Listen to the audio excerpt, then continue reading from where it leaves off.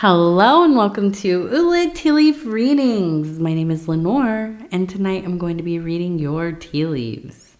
This is a horoscope for Libra. If Libra is your solar, lunar, ascendant/rising sign, then this is a message for you.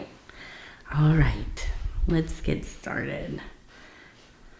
And so this is a bonus reading for Libra, and we have the Ace of Cups. And let's go ahead and see what these tea leaves have to say tonight. And if you have not subscribed yet, please think about doing that. You can hit that little bell. It'll let you know when the next readings are coming out. It is free to subscribe.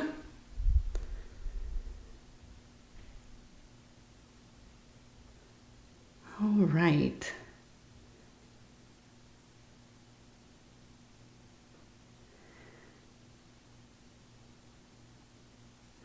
So I feel like we have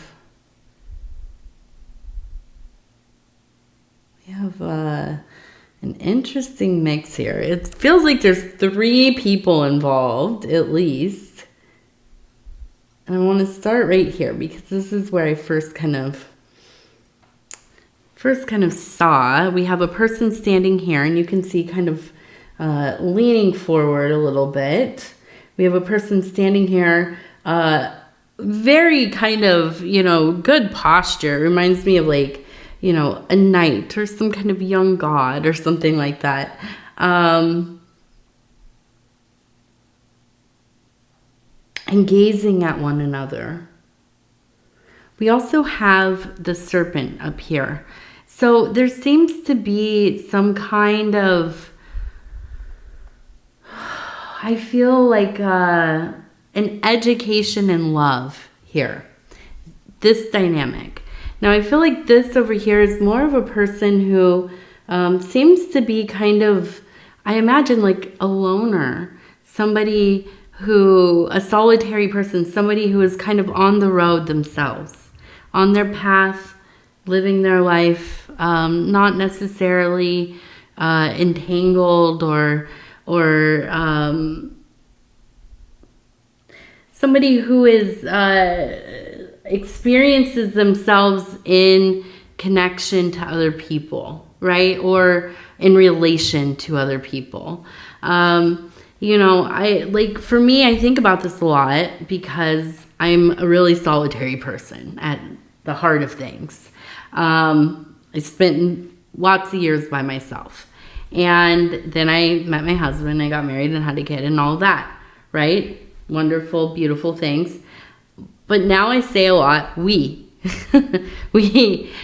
Oh yeah, we will be there. Oh yeah, no, we can't make it, or what are we going to be doing? A lot of times.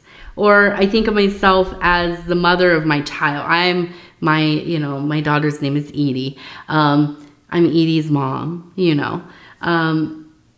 This is not that energy. This is, somebody who is themselves entirely. Now maybe still has kids or, a spouse or whatever, but has very much stayed in their autonomy. Okay. And I think that's somewhat intentional, but I think mostly it's just nature to them. Now we have another person over here. Absolutely feels like somebody who, takes on this kind of warrior posture archetype. Maybe a little bit prideful, maybe a little bit selfish, not aware of others and other people's feelings, and so on. Now, there's a meeting of these two, okay? We have the Ace of Cups right in the middle. We have the snake. So I feel that this is kind of an education in love of two people who don't seem to pair well, right? I feel like this is kind of one of those situations that it can be pretty difficult, I think, they live their lives quite differently. And yet, I feel like there's a wealth of love and connection here. There seems to be a bit of there's a chasm, a schism, whatever. But I don't think that stops you. You might be either side of this. Excuse me. Or both, right? But I think there's a balance here. And that's what Libra is all about, right? So it makes sense to me that a Libra person would find somebody who is not exactly like themselves at all, but you balance each other out. Now, let's continue to turn this.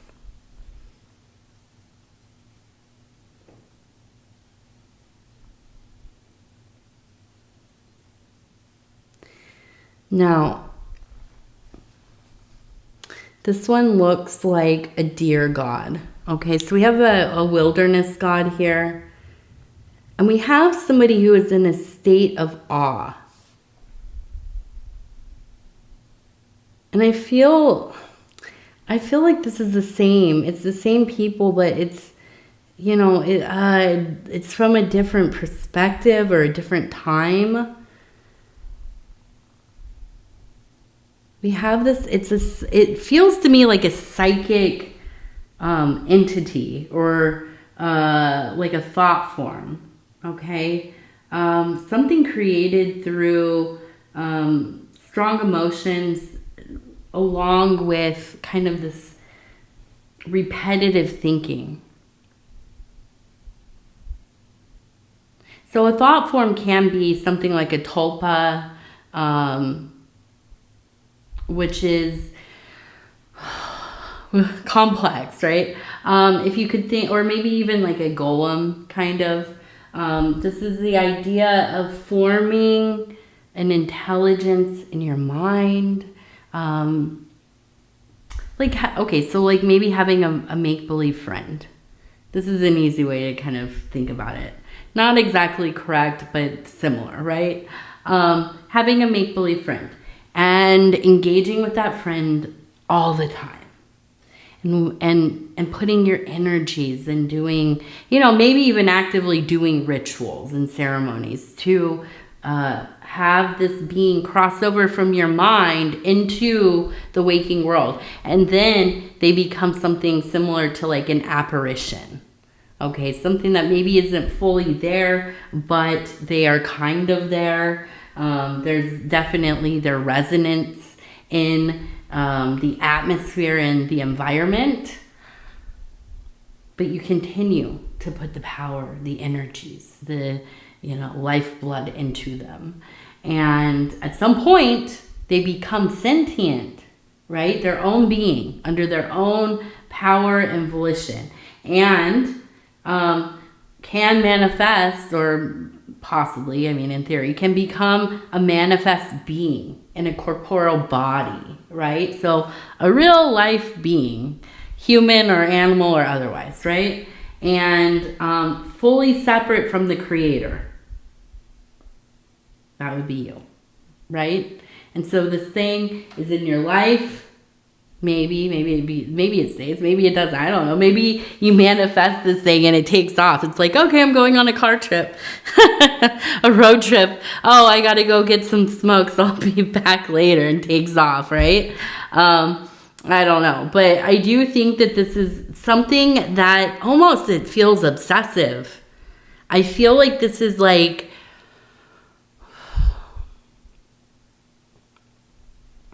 I feel it's like you have this love in your mind, in your interior landscapes, and it's something that you can't get past. It's maybe something you've formed since childhood. And we see this in like people who, I think it's like, I mean, you know, like they have this idea of their perfect partner, right? And it's like something they thought of when they were like 10 years old. And they have all these like certain, you know, has to be tall, can't, you know, have, I don't know, cannot like licorice, or, you know, must make $1 million, and, you know, whatever. I don't know. Whatever people's lists of things are. And we all have them, right? I guess for me, mine, I'll share mine real quick. My list has to be a person who has a relationship with the divine. And whatever that looks like. That was it for me. You know, that's I cannot exist with a cynic or somebody who is actively critical of other people's beliefs. I don't want to exist around somebody like that. I don't want to be around it. Can't do it. So anyways, yeah, but then it's like you grow up, right? And maybe you get in a relationship, but there's this thing, this ideal, this like fantasy that still is alive in you, and it gets in the way.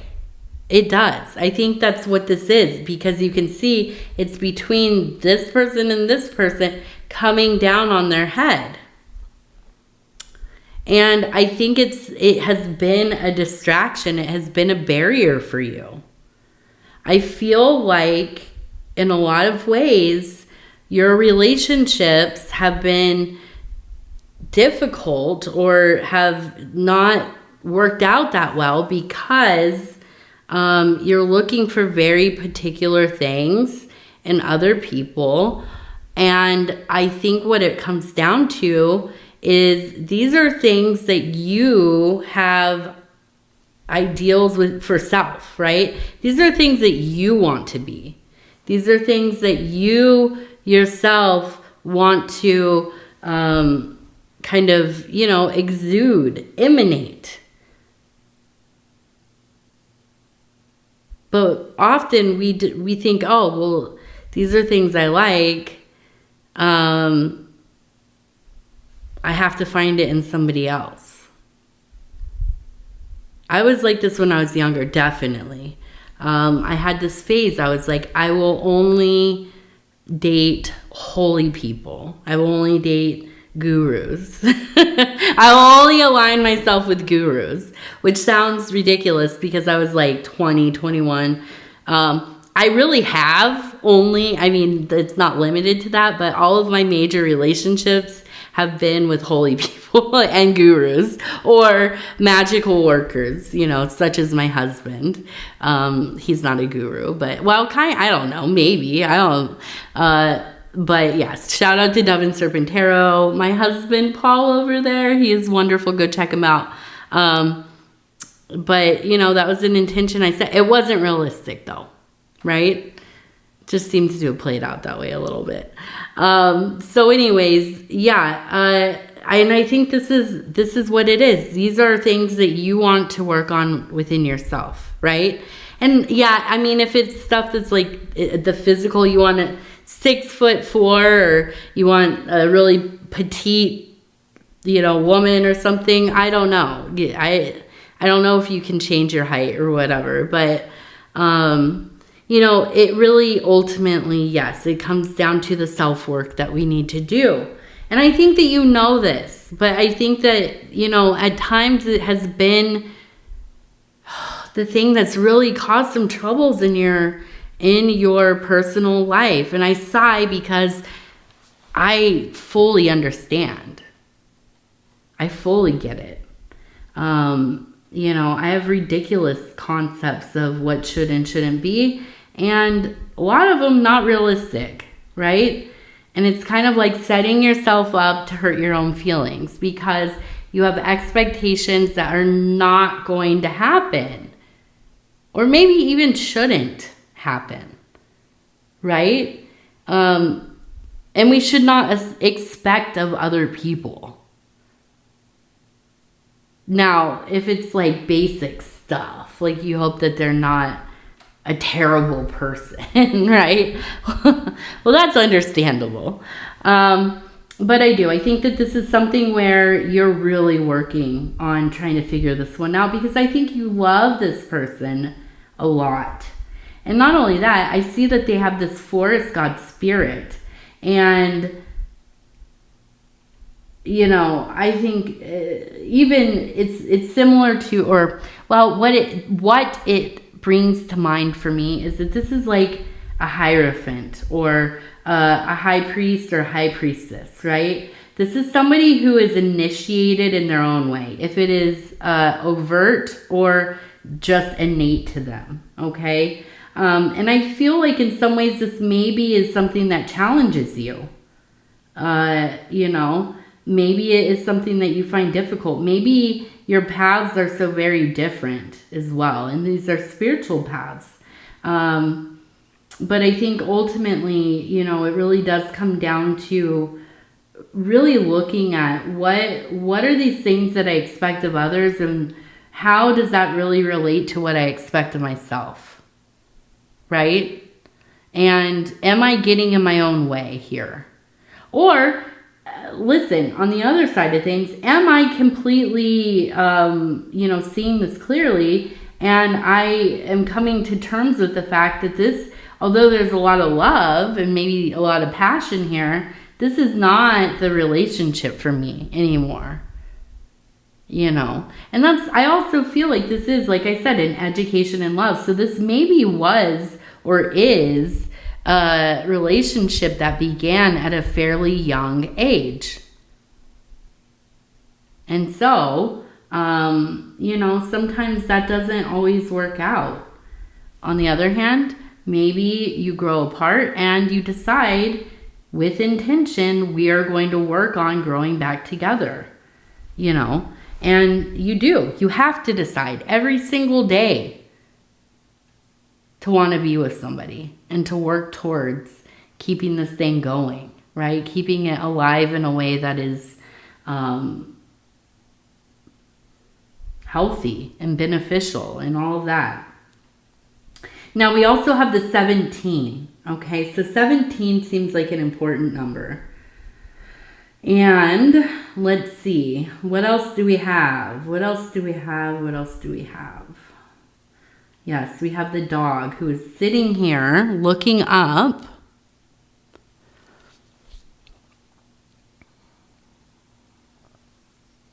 We also have the owl. You can see the eyes, the beak, the heart.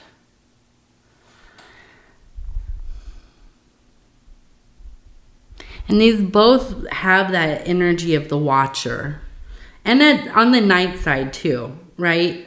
These are both, well, dogs aren't necessarily nocturnal, but I imagine sitting outside watching into the night.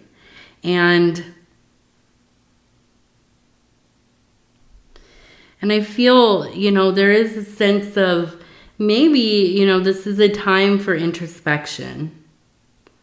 This is a time where you quiet these thoughts, these like, you know,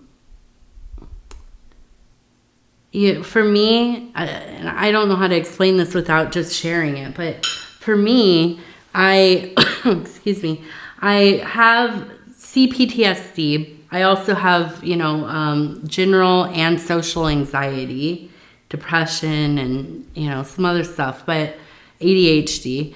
I get into these intrusive thought loops. And one of the big ones for me that happens is, did I make the right decision? Is this the right decision? Is this the life I'm supposed to be leading? Am I supposed to be here? You know, and it's just, when I was younger, it was bad because I had a lot of ideation, right? And I had no stability in my life, no consistency really. And so I would just spiral out. And now I still have these thoughts They're different and I experience them a little differently, but they can take me over.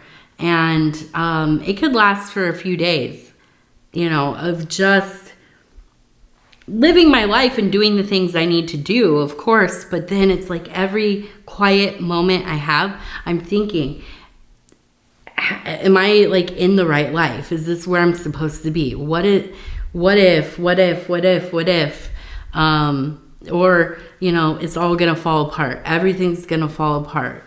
And that's difficult. I don't think that it's uncommon though. I can only speak for, myself, and so for me, yeah, of course I feel like I'm the only one in the world. I'm not, right? I've gotten to know a lot of women, especially in my life over the years, and especially as a mother, being in different kind of mom groups and support things and whatever. I don't think it's uncommon. Not at all. I think it's not unlike this for you sometimes. I think that there are times where your mind is so active and going over and over and over, trying to see where maybe you made a misstep, or if this is a mistake, or is this real? Do they really feel this way for me? Did they make a mistake? Do they really know who I am? What if they find out who I really am? Will they still love me? All these kinds of things. And it can be so very tiring. So very tiring. So I feel like in this time, it is about quieting the mind, figuring out what techniques. I mean, there are a lot of different ways to work on, your mindfulness, your presence, and quieting these thoughts.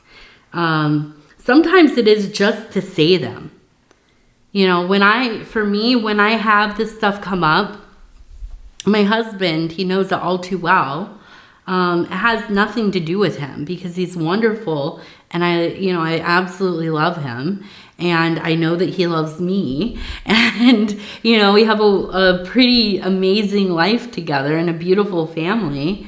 But this is like historical stuff that comes up.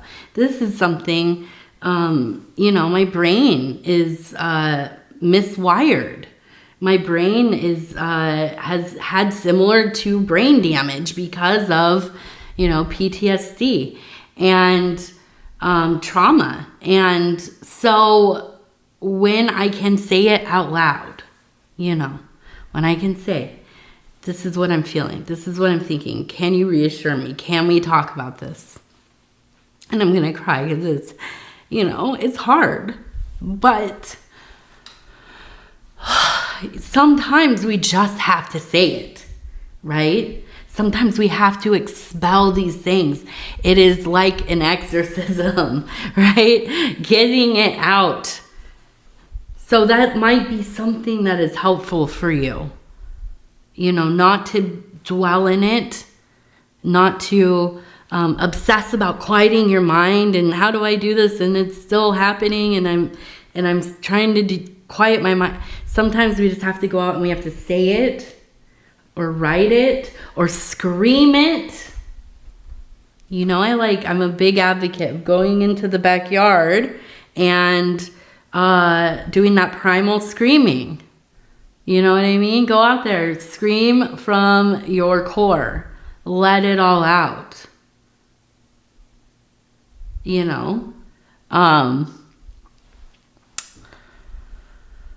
There are other things. There are a lot of other things like, when you're feeling overwhelmed, going and taking a shower, a cool shower or a warm shower. A cool shower is good for when you're like upset, you're angry, you're, a cool or a warmer, like a warm shower. When you're feeling kind of depressive or melancholy or, that hollow feeling that insecure, these kinds of feelings, right? You need like a warm hug. Go take a nice shower. It helps you center yourself, ground yourself. It will help you think about something else. Now, also depending on what it's like outside, changing your temperature. Maybe you're inside, the house is really hot, you're feeling overwhelmed, it's loud, the kids are loud, the TV's loud, whatever. Going outside. Maybe it's hot where you're at now, but if it's cooler, getting in that cool air. Or going to the car and putting on the AC, cooling yourself off. If you're in a cold place, and going and getting warm. Going into a warm area, bundling up, getting into bed, making a nice little cocoon or whatever. These are just a couple ideas. You can look up mindfulness, stimming, ways to self-soothe. Okay, repetitive movements. For me, when I get really into like a panic or whatever, rocking back and forth, rocking myself. Very helpful. So these are just some ideas. But I do feel like with that owl, it's about being the observer of your stuff going on, trying to some degree. Now, I'm not saying dissociate necessarily, but look at this from the observer's point of view, the watcher. Okay, try not to judge, just notice how you're feeling, notice what your physical body's feeling like, notice the impressions, the sensations, and also while reminding yourself that this is momentary. This will pass. It's not always going to feel this way. Okay? And that's helpful, I think. It is helpful to some degree. It has to be done with intention, though. And it's hard. It's hard when you're in it. I definitely know that. I understand that. Okay, so we have a bear. We have 35. The number 35.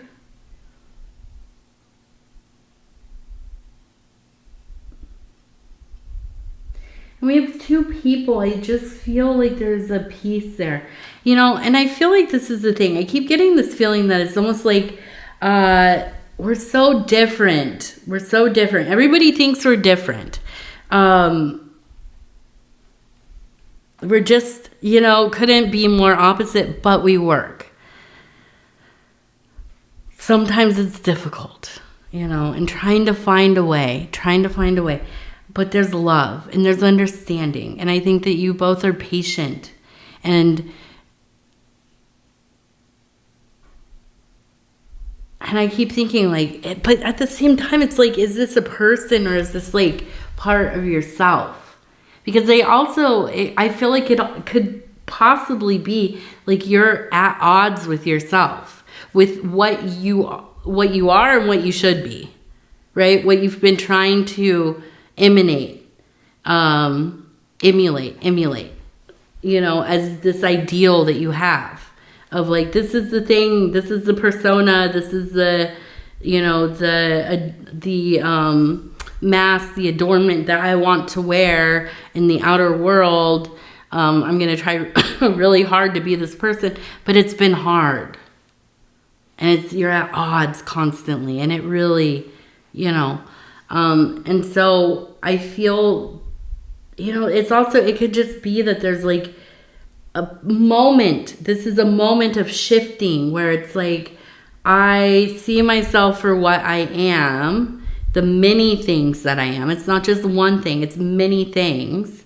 And I'm learning to just let myself be whatever I am in that moment without trying to control it too much. And that is like the most revolutionary act of self-love that there could possibly be. I mean, absolutely. And so, you know, it could be that. I don't know. I can't tell, like, is this a physical person in the world, or is this like you with yourself? I mean, I can't exactly tell. But we also have the bear. Protected, so protective. We also actually have this, it looks like an S, but also a person in a fetal position. So I feel like there's this sense of really, really being so protective of your well-being, which you should be. But I feel like the energy is met. It's equal.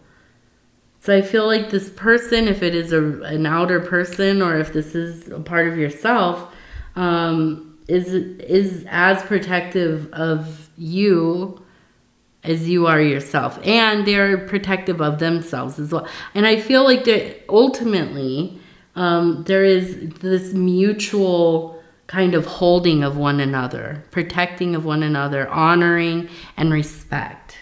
And I feel part of it, really, the trouble, it kind of doesn't seem like a Libra to me, but at the same time, it could be any one of us, right? Is the opinions of outside people that have nothing to do with the situation affect you. Maybe they're not even talking or speaking on you and your relationship, or you about you yourself, but they are things that we read and you know, if you're on social media at all, so much of it is about caricatures of people and their identities and their you know, they identifiers and their experience and their proclivities and whatever, right? And so that can be really difficult if you are not super secure in your being, in your identity. And I think we all struggle with it. Absolutely.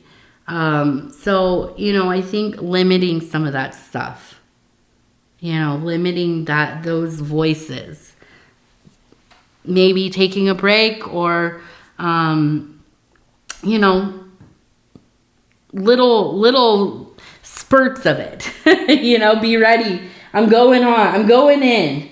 I'm opening up Facebook. I'm opening up the comment sections of YouTube, which, oh my gosh. Listen, I had always heard about the YouTube comment sections, but until I've had this channel, and helping with my husband's channel, which is, his is even more like what is going on over here sometimes. I just can't believe the way people talk to each other or about things. Like, just, I don't know. Thankfully, it's not as bad as some other channels. You know, I've seen other things. Obviously, I've been on the internet before. I swear, I've been on the internet before. Yeah, where it's just wildly, you know, awful. But yeah, I didn't know. I did not realize until like I had to start moderating all of these comments and stuff. But at the same time, super lovely people as well. So many super nice, lovely, amazing people. Of course, not one Libra has ever been terrible. So you're not part of this, what I'm talking about. So anyways, let's see. We have the Wild Offering Oracle cards, and I'm just going to go ahead. We're going to flip through. I'm going to stop where it feels right. And it says health. All right. Allow me, divine, to be tender and accepting of my body, no matter what ailments I may have. May I always know it's doing it the best that it can. Help me be a loving ally and friend to the sacred form. Heck yeah. I love that. Yes. Yes, yes, yes, yes, yes. All right. Libra, I'm going to tell you I love you because I do, and I thank you so much for spending this time with me. It's always such an honor. And if you would be so kind as to like the video, it helps the channel so much. And if you have not subscribed yet, please think about doing that. And it's free to subscribe. Also, if you'd like to leave a comment, I'd love to hear from you. You all are the best. And